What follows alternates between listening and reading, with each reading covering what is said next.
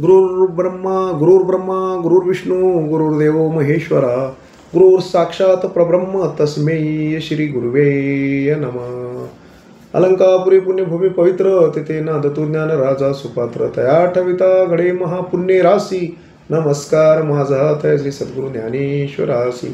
श्री ज्ञानेश्वर महाराज की जय. पुंडलिका वरदार विठ्ठल श्री ज्ञानदेव तुकाराम पंढरीनाथ भगवान की जय. बजरंगबली हनुमान की जय. श्री गजानन महाराज की जय. पार्वती पदेश्वर महादेव श्री छत्रपती शिवाजी महाराज की जय.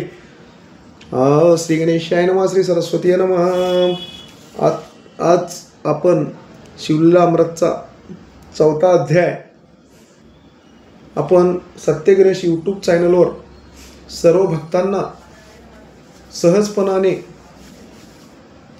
ऐकण्यासाठी हा 4था अध्याय आपण यूट्यूबवर टाकत आहोत. तरी सर्व भक्तांनी ह्या अध्यायाचा लाभ घ्यावा. किरात देशीचा एक विमर्शन नावाचा राजा होता. तो प्रतापी व पराक्रमी होता व शत्रूचा नाश करून शत्रूवर विजय मिळविणारा होता. आणि तो राजा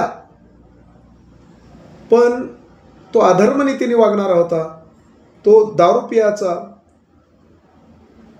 मांस भक्षण करायचा आणि अधर्मनीतीने वागत होता. आणि चतुर्वर्णाच्या स्त्रियांना भोगीत होता. परंतु एवढा अधर्मी नीतीने वागणारा राजा असून सुद्धा महादेवाची पूजा नित्य नेमाने करीत होता. त्यांच्या पत्नीचे नाम कुमुद्वती होते व ती पत्नी चतुर व पतिव्रता व गुणवत्ती होती. एक वेळेस पत्नीने राजाला कपटपणा सोडून पतीला म्हणाली, तुम्ही शिवरात्री व्रत करता, प्रदोष व्रत करता, सोमवार व्रत करता व महादेवाच्या भजना पूजनामध्ये गायन करता, नृत्य करता, कीर्तन करता, प्रवचन ऐकता, पण असे अधर्मनीतीने काय वागता, याचं कारण काय? असं पत्नीने जेव्हा राजाला विचारली तेव्हा राजानं सांगू लागला की तर मी पूर्वी जन्मी पंपा नावाच्या नगरामध्ये सारमई सुंदरी होतो. तर एक वेळेस मला हे राजाचा जन्म प्राप्त होण्याचं कारण तुला सांगतो आहे म्हणलं, ऐक म्हणलं. तर तो एक वेळेस माघ वद्य चतुर्दशी शिवरात्री होती आणि त्या शिवरात्री दिवशी मी शिवमंदिरासमोर आलो. आणि शिवमंदिरासमोर आल्यानंतर शिवमंदिरामध्ये शिवाचं भजन चाललेलं होतं, पूजन चाललेलं होतं, शिवहार शिवहार असे नामघोष चाललेलं होतं. तेव्हा मी जेव्हा महादेवाच्या मंदिरासमोर आलो त्यावेळी मंदिराच्या द्वारामध्ये मला तिथल्या शिवभक्तांना लाकडाने मारत मला पाठी लागली. मी असणारं मंदिराच्या भोवताली फिरू लागलो आणि ते राजदूत शिवभक्त मला मारायला पाठी लागले आणि मंदिराच्या भोवताली मी पूर्ण प्रदक्षिणा घातलो आणि पुन्हा येऊन बसलो. पण पुन्हा तेव्हा त्या शिवभक्ताने मला रागाने लाकडाने मारले. मला त्रास झाला आणि शिवलिंगाला पुढे पाहिलो आणि त्याच ठिकाणी माझा प्राण गेला. त्या महादेवाच्या मंदिरासमोर माझं प्राण गेल्यामुळं, महादेवाला एक प्रदक्षिणा झाल्यामुळं, त्या पुण्यामुळे मला राजदेह प्राप्त झाला, मला राजदेह मिळाला आहे. म्हणून माझे कुत्र्याचे दुष्टगुण आहेत. म्हणून कुत्र्याचे दुष्टगुण असल्यामुळे मी असे वागू लागलो आहे. तेव्हा कुमुद्वती म्हणाली, पतिराज तुम्हाला पूर्वी जन्मीचे ज्ञान कसे आहे? मग मी कोण होतो सांगा. मग विमर्शन राजा म्हणाला, तू मागच्या जन्मात कपोती होतीस. मांस तोंडामध्ये धरून नेता वेळेस तुला शयन पक्षी पाठी लागला. तेव्हा शयन पक्षी पाठी लागल्यानंतर तू महादेवाच्या मंदिराला 3 प्रदक्षिणा घातलीस व शिखरावर जाऊन बसलीस आणि त्यावेळेस तू खूप थकली होतीस. तुला शैल पक्षी ते शिखरावर येऊन तुला मारीत नेलं आणि त्यावेळेला मारीत नेल्यामुळं ती शिवमंदिरासमोर तुझं शरीर पडलं आणि म्हणून सत्य सांगतो त्यामुळं त्या शिवभक्तीमुळं आणि तू असणारं माझी राणी झालीस. शिवभजनाचा इतका महिमा आहे की वेदशास्त्रांना सुद्धा वर्णन करता येत नाही. शिवगुण शिवभजन करणे, शिवकीर्तन करणे, शिवभजन ऐकणे, शिवकीर्तन ऐकणे हे ज्या शिवभक्तानं केलेलं आहे त्यावेळेस त्या महादेवाला खूप आनंद वाटते. म्हणून ज्यानं शिवभजन ऐकतो, ज्यानं शिवचरित्र ऐकतो, ऐकून त्याच्या डोळ्यामध्ये काही कथेचा भाग ऐकून आनंदाश्रू येत नाहीत, तर त्या ठिकाणी ग्रंथकर्त्यानं सांगितलेलं आहे तर त्याचं जीवन जगून मेल्यासारखं आहे. म्हणून धिक्क त्याचे जिने, धिक्क कर्म, धिक्क विद्या, धिक्क धर्म, तो वाचून काहीच उपयोगाचा नाही, तो संसारामध्ये दुरात्मा व्यर्थ आहे म्हणून सांगितलेलं आहे. म्हणून शिवभजनामध्ये तल्लीन व्हावं आणि शिवभजन कीर्तन ऐकून आनंद होऊन आणि कथा समजल्यानंतर आनंद अश्रू यावं. उज्जैनी महानगरामध्ये चंद्रसेन राजा न्यायनीतीने राज्य करीत होता. ज्योतिर्लिंग महाकाळेश्वर या महादेवाची पूजा करीत होता. त्यांचा मणिभद्र नावाचा मित्र होता. मित्र चतुर आणि पवित्र शिष्य, भाविक आणि उदार मिळणे हे पूर्वजन्माची पुण्य पाहिजे. पत्नी सुंदर व पतिव्रता मिळणे व पुत्र शिवभक्त मिळणे पूर्वजन्माची पुण्य पाहिजे. अशा प्रकारच्या चंद्रसेन राजा होता. त्याला मित्र मणिभद्र त्याने एक मणी राजाला दिला. तो मणी म्हणजे दुसरा सूर्यच आहे की काय असा मणी राजाला मित्रानं भेट म्हणून दिले. मणीला अष्टधातूचा स्पर्श झाल्याबरोबर पूर्ण 52 कशी सोनं होऊ लागलं. या मुनीमुळे राज्यात सर्प, वाघ, चोर यांचा सहवास नाहीसा होऊन पूर्ण राज्य सुखमय होऊन गेले. मणीचा दर्शन झाल्याबरोबर राज्यातून सर्व रोग, दुःख, दारुण सर्व भस्म होऊन पळून गेले व शोक, दुःख, दारिद्र्य राज्यामध्ये नाहीसे झाले. राजा मणी गळ्यामध्ये बांधल्याबरोबर प्रकाशवंत दिसू लागला. रणांगणामध्ये पूर्णपणे त्या मणीचं सामर्थ्य असं होतं की त्या मणीमुळे राजाला पूर्ण जय येऊ लागले. त्यांना अपयश कधीच येत नव्हते. चंद्रसेन राजाच्या मणीची कीर्ती ऐकून पृथ्वीवरील सर्व राज्ये एकत्र येऊन चंद्रसेन राजाजवळील मणी काढून घेण्यासाठी सर्व राजांनी एक सभा घेतली. सभेमध्ये ठराव असं पास केला की ते राजाजवळील मणी आपण काढून घ्यायचं. त्यावेळी काही राजांनी विचार केला की सुरुवातीला आपण शिष्टाई करू, युद्ध करायचं नाही, म्हणून सेना पाठवून दिले, दूत पाठवून दिले. चंद्रसेन राजाकडे मणी देण्यासाठी आपल्या सेवकाला पाठवून दिले. ही बातमी ऐकून राजाला इतके दुःख झाले व राजा इतका परेशान झाला. मणी म्हणजे हे मणी असं होते, भगवान श्रीकृष्णाजवळ वैकुंठाजवळच मणी होती, तर कैलासामध्ये भगवान शंकराजवळच मणी होती आणि ह्याच्या व्यतिरिक्त मणी हे कुणाजवळच नव्हती, तर हे राजाजवळच चंद्रसेनाजवळ मणी होती. एवढं मणीचं सामर्थ्य होतं. त्यामुळं चंद्रसेन राजाने विचार करू लागला, आता हे मणी मी जर या पृथ्वी तलावर राजाला नाही दिलो तर सर्व राजे मला विरोध करून युद्ध करतील. मणीचं कितीही सामर्थ्य असलं पण सर्व राजाबरोबर मी एकला राजा युद्ध करणं हे खडतर तपश्चर्या आहे, खडतर माझ्या राजावर संकष्ट आलेलं आहे. म्हणून चंद्रसेन राजानं असा विचार केला की राजा तो शिवभक्त होता आणि या संकटातून तरुण जायचा असेल तर कैलास राणी शिवचंद्रमुळी, फणींद्र माता मुकुटी झळली, कारणसिंधू बहुदुःखारी, तुझवेन शंभो मज कोण तारी. तर अशा महादेवाशिवाय संकष्टातून आपण तरुण जाण्यासाठी जगामध्ये कोणीच नाही हे राजाने विचार केला. युद्ध न करता राजानं आपल्या महादेवाच्या मंदिरामध्ये येऊन महादेवाचे असं असणारं ज्या ठिकाणी पूजा करायला सुरुवात केला आणि या ठिकाणी सांगितलेले अतिरूप, अतिधन, अतिविद्या, अतिप्रेम, अतिभूषण हे विघ्नास कारण आहे असं राजाला वाटू लागलं. म्हणजे हे मणी अति मोठी मणी आहे आणि अति प्रसिद्ध मणी आहे म्हणून आपल्याला विघ्न आलेलं आहे असं राजा विचार करू लागला. तेव्हा राजाने युद्ध केलं तर अवघड होणार आहे म्हणून राजाने महादेवाला शरण गेले आणि आपले संकट निवारण होणार म्हणून राजाने महादेवाच्या मंदिरामध्ये पूजा करू लागला व प्रधानाला सांगितले की तुम्ही जर युद्ध करण्यासाठी परतवे तलावर जर कोणी राजे येत असतील तर गावाच्या बाहेर जाऊन तुम्ही युद्धाला तयारी करा आणि मी महादेवाची पूजा करतो. तेव्हा त्या गावामध्ये राजा महादेवाची पूजा करीत आहे हे पाहून गावातील सर्व लहान थोर मंडळी महादेवाची पूजा राजा कसा करतो का पाहण्यासाठी सर्व महादेव मंदिरामध्ये गर्दी झाली. तेव्हा गावातील एका विधवा बाईने आपल्या 6 वर्षाच्या मुलाला उचलून घेऊन आली होती. तेव्हा मुलानं राजा पूजा कशा प्रकारे करत होता हे सर्व आपल्या आईच्या कमरेवर बसून मुलानं पाहिलं. तेव्हा राजाची पूजा संपल्यानंतर त्या बाईनं आपल्या मुलाला घराकडे घेऊन आली. मग बाई आपल्या घराकामामध्ये मग्न होती.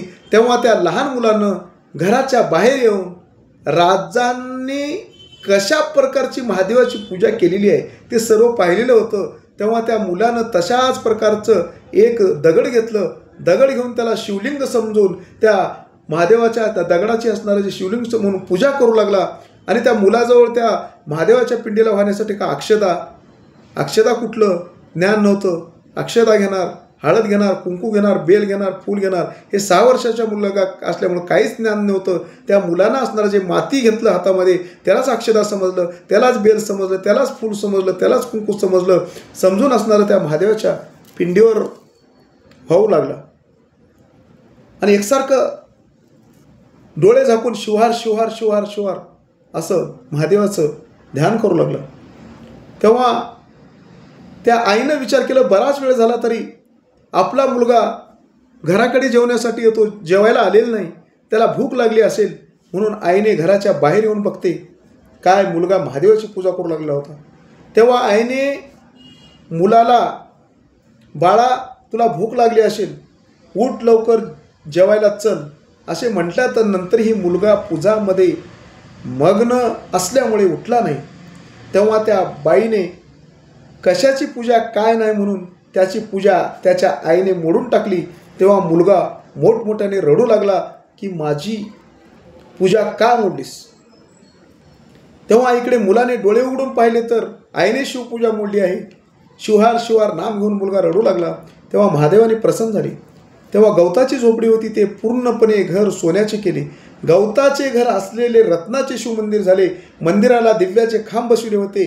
चंद्राच्या प्रकाशापेक्षाही जास्त ज्योतिर्लिंगाचे प्रकाश पडले होते. तेव्हा मुलाने जेव्हा डोळे उघडून पाहिले तेव्हा बाळांना महादेवाने प्रसन्न झालेले होते. आणि महादेवाने प्रसन्न झाल्यामुळं मुलानं जेव्हा डोळे उघडून पाहिले तेव्हा महादेवाचे प्रेमाने पूजन केले. बेल फूल वाहून पूजा केली. शिवहार शिवहार म्हणत बाळ नाचू लागले. तेव्हा महादेव बाळा तुला प्रसन्न झालो आहे, काय मागायचं आहे ते माग. तेव्हा मुलांना सांगितलं की माझ्या आईनं माझी जी पूजा मोडली आहे तर त्या अज्ञानपणाने देवा तुझा विरोध केला आहे आणि तुझी महादेवाची पूजा मोडलेली आहे. त्यामुळं हे पूजा मोडलेलं तिला काही पाप लावून देऊ नको, तिला माफ कर म्हणलं. हेच मागतो देवा. म्हणून मुलानं पळत जाऊन आई जेव्हा घरात झोपलेली होती आईला उठवायला गेला तेव्हा सांगितलं आई मला महादेव प्रसन्न झाला आहे, तू लवकर उठ लवकर चल असं आईला बोलू लागला.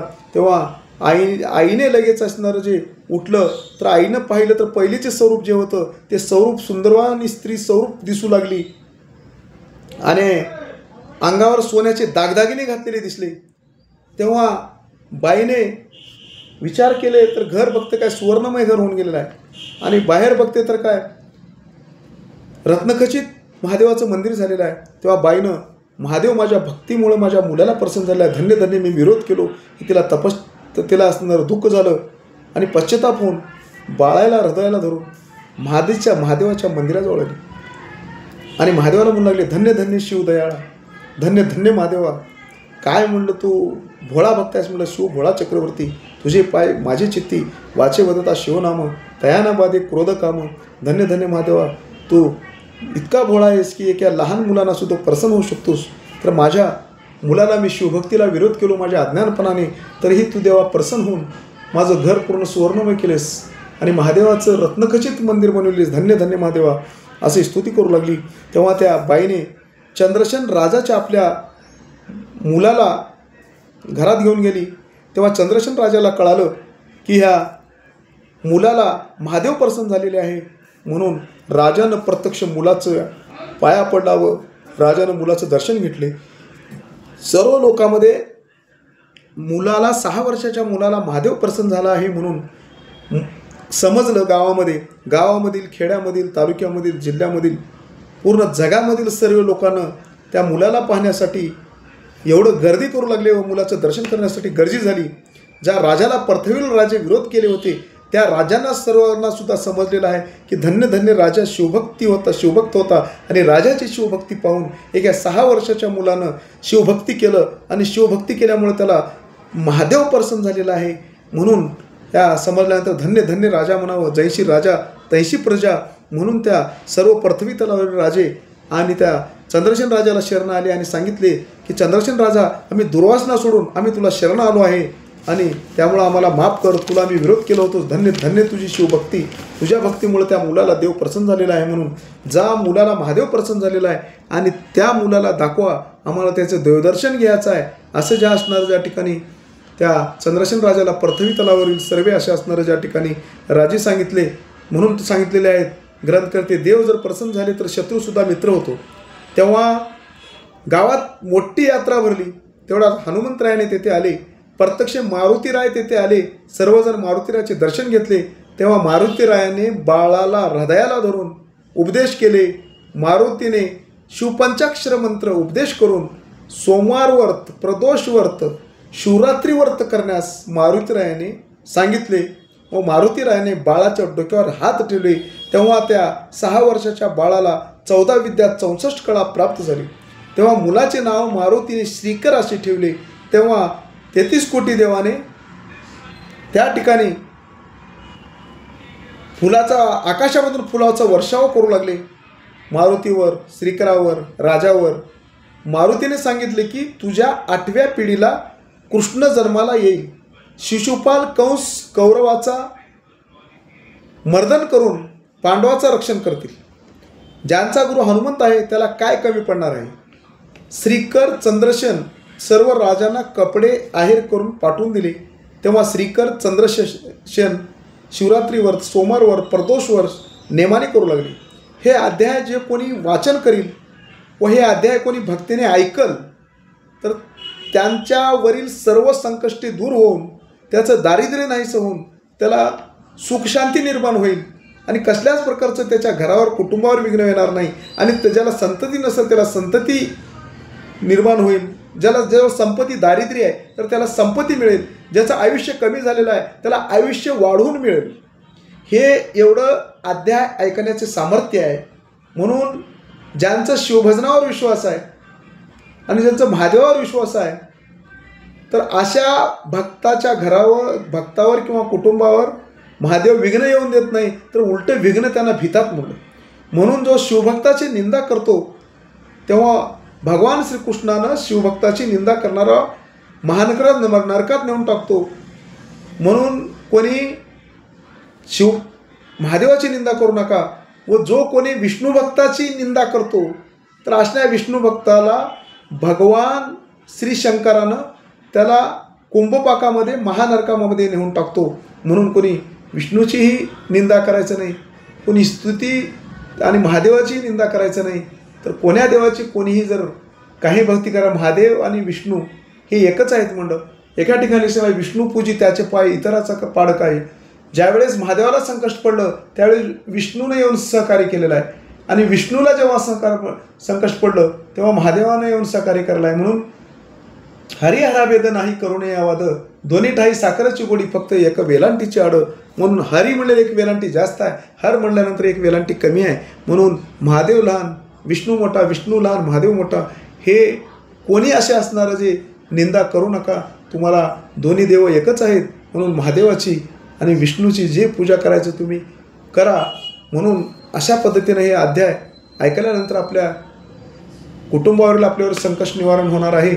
म्हणून ह्या ठिकाणी आपला शिवलीला अमृतचा 4था अध्याय ह्या ठिकाणी समाप्त झालेला आहे. पुंडलिका वरदार विठ्ठल श्री ज्ञानदेव तुकाराम पंढरीनाथ महाराज की जय. बजरंगबली हनुमान की जय. श्री गजानन महाराज की जय. पार्वती पतेश्वर महादेव. छत्रपती शिवाजी महाराज की जय. छत्रपती संभाजीराजे महाराज की जय.